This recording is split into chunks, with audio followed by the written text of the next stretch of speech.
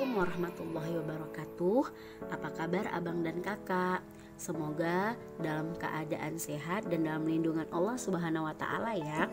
Abang dan kakak, kita akan melanjutkan pembelajaran tematik kita, tema 2 subtema 3, menyayangi tumbuhan dan hewan.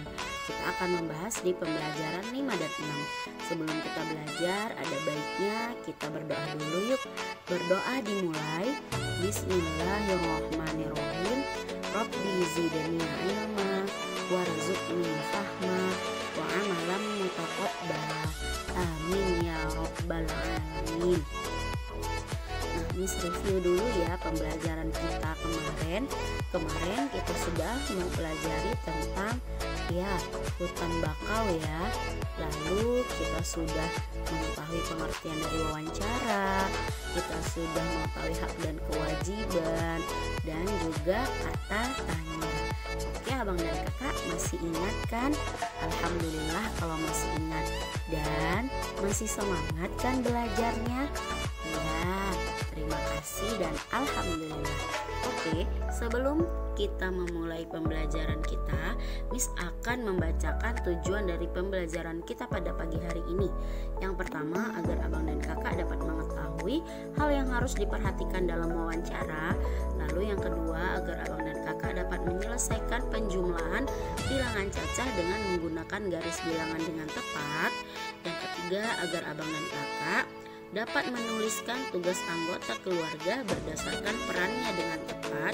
Dan yang terakhir, agar abang dan kakak dapat mengetahui perawatan tanaman mangga. Oke, kita lanjut ya guys belajarnya. Nah, di sini ternyata Siti dan teman-temannya mempunyai tugas ya. Mereka mempunyai tugas untuk mewawancarai penjual tanaman. Jadi Siti dan Edo ya kebetulan mereka mengenal penjual tanaman yang ada di dekat sekolah mereka. Nama penjual tanaman tersebut adalah Pak Didi. Nah, dalam mewawancarai ada hal-hal yang harus kita perhatikan.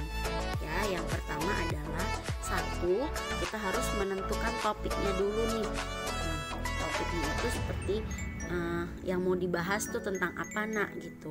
Yang kedua, kita harus membuat daftar pertanyaan. Nah, setelah kita mengetahui topiknya ya, terus apa-apa saja yang akan kita tanyakan itu kita harus tahu. Dan agar kita tidak lupa, kita harus membuat daftar pertanyaannya. Yang ketiga, kita harus menggunakan bahasa yang sopan dan santun ya. Itu pasti paling penting dalam hal apapun, kita harus menggunakan bahasa yang sopan dan santun. Yang keempat, kita harus mencatat hal-hal yang penting dari wawancara tersebut agar informasi yang kita dapatkan itu benar adanya dan tidak ada yang terlupa ya. Dan yang ketiga, dalam wawancara ya, kita tidak boleh memotong pembicaraan dari narasumber ya. Oke, itu adalah hal-hal yang diperhatikan dalam wawancara. Oke ya, ini tadi sudah. Lalu kita lanjut ya nak. Nah, kita akan belajar tentang tugas ya yang dilakukan di rumah untuk sehari-hari. Nah, di sini ada teks ya yang menunjukkan bahwasanya si Beni ya, dia itu tinggal bersama ayah dan juga ibunya. Setiap hari si Beni melakukan tugas-tugas yang menjadi kewajibannya. Ya, salah satu tugas Beni itu adalah menyiram tanaman di setiap sore. Nah, kira-kira abang dan kakak punya tugas nggak di rumah? Punya ya?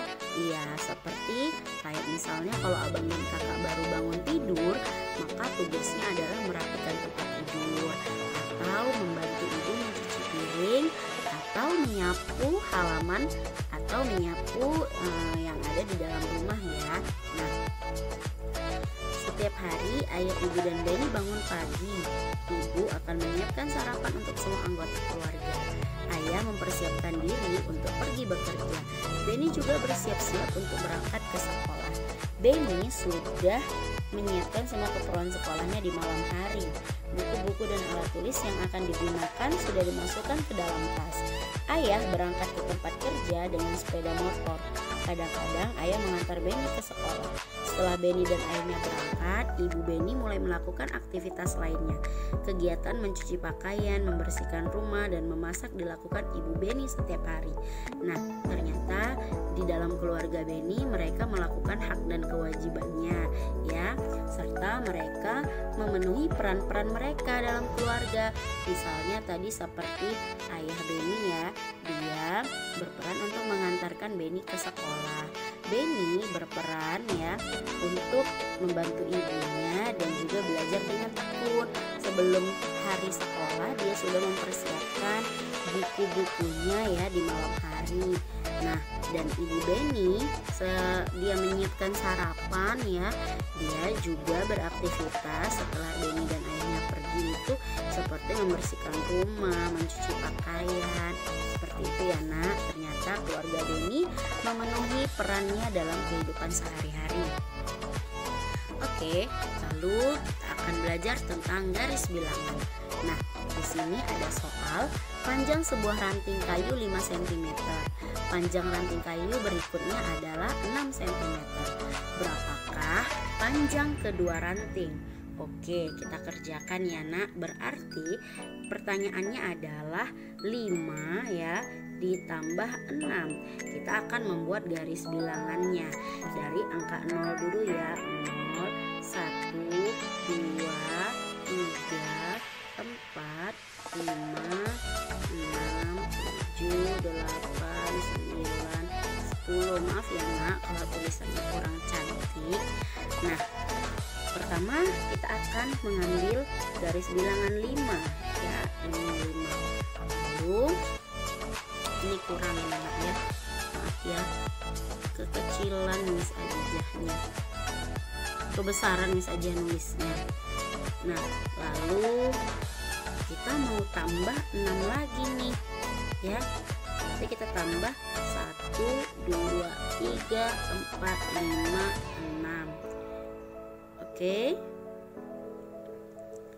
Nah, berhenti di angka berapa stopnya? Berhenti di angka 11. Nah, sudah dapat berarti jawabannya. 5 tambah 5 5 tambah 6 sama dengan 11. Sampai di sini Miss yakin anak-anak Miss pasti sudah pada mengerti, ya, karena ini penjumlahannya sangat mudah sekali, ya nak. Oke, kalau gitu kita lanjut, ya. Nah, kita akan melihat atau mempelajari cara perawatan tanaman mangga. Nah, anak-anak Miss sekalian suka buah mangga enggak? Iya, enak, ya. Buah mangga itu rasanya ada yang manis, ya, dan ada yang agak-agak sedikit asam. Tapi buah mangga itu punya banyak vitamin, ya, terutama ada vitamin C-nya yang baik untuk tubuh kita di kala pandemi seperti ini. Nah, buah mangga ini, ya, atau pohon mangga banyak terdapat di Indonesia, khususnya, ya, kita biasanya sering menanamnya di halaman rumah. Nah, mangga adalah buah yang mudah dijumpai di Indonesia. Bentuk buah mangga bermacam-macam. Ada yang bentuknya agak bulat, oval, lonjong, dan lain-lain. Buah mangga memiliki kulit yang berwarna hijau jika masih mentah. Warna kulit mangga berubah menjadi hijau kekuningan hingga orange jika sudah masak. Pemeliharaan pohon mangga meliputi penyiangan, pembubunan, pemupukan, pemangkasan, dan pengendalian hama. Nah, penyiangan itu dilakukan dengan cara mencabut rumput atau tumbuhan liar, ya, atau gulma, ya, di sekitar pohon agar pohon itu tidak terganggu pertumbuhannya. Lalu kalau kita menyiram tanaman, ya, atau buah mangga itu, tanah di bawah pohon mangga itu akan merosot terbawa air. Pembubunan dilakukan untuk menimbun kembali tanah yang merosot karena terbawa air. Sedangkan pemupukan dilakukan untuk membantu meningkatkan kesuburan tanah. Pupuk yang digunakan adalah pupuk organik dan pupuk anorganik. Nah, pupuk organik itu biasanya ya terdiri dari kotoran-kotoran binatang ya, seperti kotoran hewan, yaitu bisa kambing, bisa sapi, bisa lembu ya, dan juga ada juga pupuk organik ya dari sisa-sisa makanan ya, seperti kulit-kulit buah ya, itu bisa menjadi pupuk juga ya nak. Nah, pemangkasan juga perlu dilakukan ya. Ini bertujuan agar produksi buah mangga itu jauh lebih baik. Nah, sementara pengendalian hama ya dilakukan dengan menyemprotkan pestisida dan insektisida pada tanaman. Penyemprotan pestisida dan insektisida hanya dilakukan saat hama dan serangga menyerang. Jika tidak, nggak usah dilakukan ya. Hama yang sering menyerang antara lain adalah kepik buah, lalat buah, codot, dan tungau. Nah, ini yang merusak pohon mangga ya nak. Nah, kalau tidak disemprot pestisida ya, maka buah mangga itu memang tidak cantik. Tapi kalau kita tidak semprot ya, maka mangga kita mangga organik ya, karena mangga yang tidak ada zat kimianya. Boleh dikasih pupuk, tapi kalau misalnya untuk kita tanam sendiri, untuk kita konsumsi pribadi, disarankan tidak usah pakai pestisida karena banyak zat kimia yang tidak baik dalam pestisida. Oke. Nah, sampai di sini pembelajaran kita pada pagi hari ini ya. Semoga apa yang disampaikan menjadi ilmu yang berkah untuk kalian semua. Tadi kita sudah belajar tentang hak dan kewajiban serta peran ya yang terdapat dalam keluarga. Nah, hal ini sejalan dengan Al-Quran surah At-Tahrim ayat 6 yang artinya, hai orang-orang yang beriman, peliharalah dirimu dan keluargamu dari api neraka dan yang bahan bakarnya adalah manusia dan batu. Penjagaan malaikat-malaikat yang kasar, keras, dan tidak mendurhakai Allah terhadap apa yang diperintahkannya kepada mereka dan selalu mengerjakan apa yang diperintahkan. Di sini maksudnya kedua orang tua kita, ayah dan ibu, itu juga mempunyai kewajiban dan peran untuk mendidik agama kepada kita semua anak-anaknya ya. Makanya mereka berkewajiban menjaga kita agar kita tidak masuk ke dalam neraka. Nah, sampai sini pembelajaran kita pada pagi hari ini.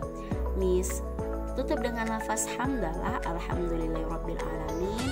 Assalamualaikum warahmatullahi wabarakatuh. Dadah.